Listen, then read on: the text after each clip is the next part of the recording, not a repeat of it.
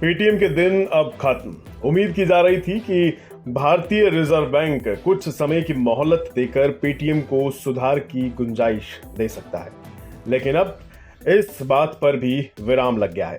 RBI की ओर से साफ कर दिया गया है कि पेटीएम के लिए कोई रास्ता नहीं है, और इस बात को खुद भारतीय रिजर्व बैंक के गवर्नर शक्तिकांत दास ने कहा है। दास ने सोमवार को क्या कहा, आप भी सुने। पहले भी हमने क्लैरिफाई किया हुआ है, तो इसीलिए बहुत सोच समझकर हमने फैसला लिया है। और अनाउंस करने के मतलब 10-15 रोज के बीच में कोई रिव्यू, वो जो आपने कहा वो रिव्यू की कोई यहाँ पे आई थिंक वो जो वर्ड है रिव्यू अप्रोप्रिएट नहीं होगा।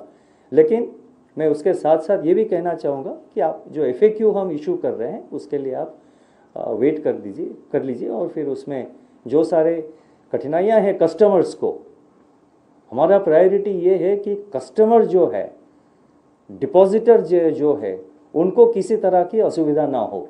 इसीलिए हमने 1 महीने का टाइम दिया है। एक्शन 31 जनवरी को लिया, 29 फरवरी 1 महीने का टाइम दिया है।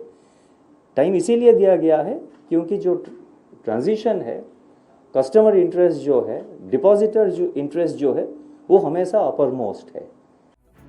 शक्तिकांत दास ने इस बात की ओर साफ तौर से इशारा किया कि पेटीएम पेमेंट बैंक के खिलाफ की गई कार्रवाई की समीक्षा करने की शायद ही कोई गुंजाइश है।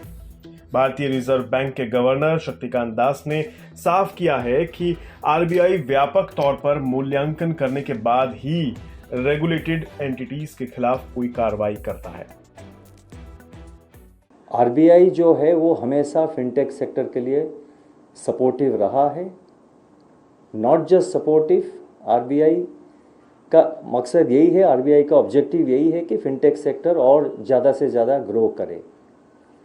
लेकिन फिनटेक सेक्टर का बहुत एक इम्पॉर्टेंट रोल है क्योंकि वो उसमें लाखों करोड़ों कस्टमर्स आते हैं।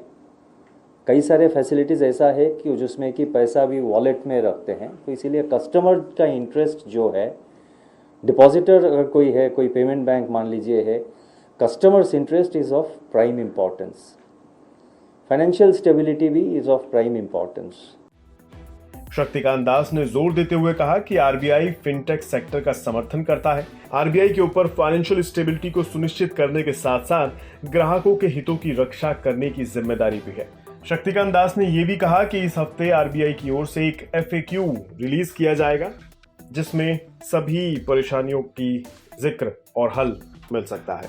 आपको याद होगा, पेटीएम पेमेंट्स बैंक यानी PPBL के खिलाफ आरबीआई ने 31 जनवरी को एक बड़ी कार्रवाई की थी, जिसमें पेटीएम को 29 फरवरी के बाद किसी भी ग्राहक खाते, वॉलेट, फास्टैग जैसी सेवाओं के लिए जमा या फिर टॉपअप स्वीकार करना बंद करने का निर्देश दिया गया था, जिसकी डेडलाइन अब धीरे धीरे नजदीक आ रही है, जिसमें रियायत की गुंजाइश पर भी अब ब्रेक लग चुका है। एक और इस परेशानी का समाधान होता नहीं दिख रहा। दूसरी ओर कंपनी के शेयर भी लगातार धराशायी होते नजर आ रहे हैं। बीता हफ्ता हो या फिर सोमवार 12 फरवरी का दिन, शेयर बाजार में पेटीएम का शेयर लुढ़कता जा रहा है।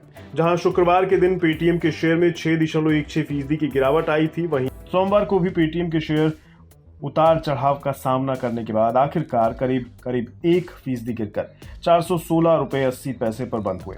जबकि 12 फरवरी का पेटीएम का ओपन 430 रुपए 5 पैसे का रहा था और 12 फरवरी का हाई 435 रुपए 50 पैसे का रहा। लेकिन पिछले बंद भाव 419 रुपए 15 पैसे के ऊपर की चाल पर खुलने के बावजूद भी शेयर खुद को संभाल ना सका और फिर इस नए हफ्ते में भी शेयर में गिरावट का दौर जारी रहा।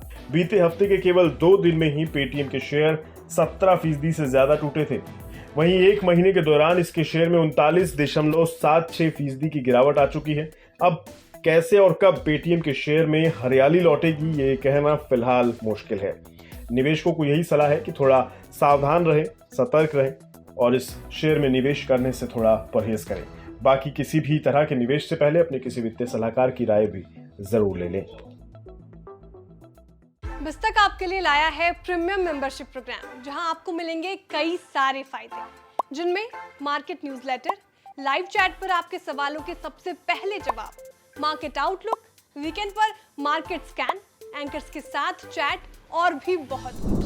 इस प्रीमियम सब्सक्रिप्शन में 3 तरह के प्लान्स हैं, सिल्वर, गोल्ड और प्लैटिनम। जिनकी शुरुआत मात्र 159 रुपए महीने से होती है। इससे जुड़ना भी बेहद आसान है। बिस्तक के YouTube चैनल पर जाएं, ज्वाइन बटन पर क्लिक करें और अपना प्लान सिलेक्ट करें। बस बन गए आप हमारे प्रीमियम मेंबर।